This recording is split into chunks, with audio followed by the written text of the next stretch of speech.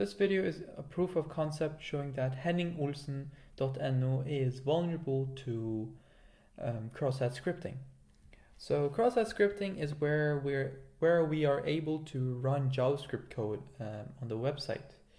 So as we see, we have a search, a search input bar, or whatever you call this thing.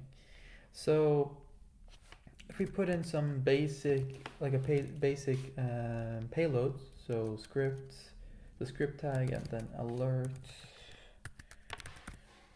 something like this. What this does is that it shows us a alert, like a pop-up message with this number. Click enter, and boom, we have a pop-up message with that number. This pretty much shows that this website is vulnerable to cross-site scripting. Let's just click OK. Oh, it shows again. All right.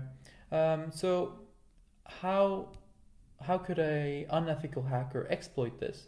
Well, the unethical hacker could replace this, like non-harmful or unharmful JavaScript code with a really malicious JavaScript code, which could either, which could download some malware onto a victim's computer. The way he would do that is, he would put the JavaScript code in here and send this whole link to the victim. And the victim would most likely click on this link because, it says hennig-olsen.no, and they would trust, this URL because it's a actual legit website to Hennig-Olsen.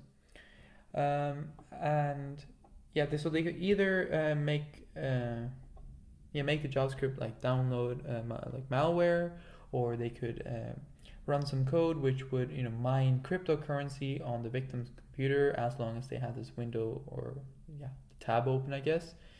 I think they could also be able to do it after the tab was closed, if there's a browser exploit on it or something.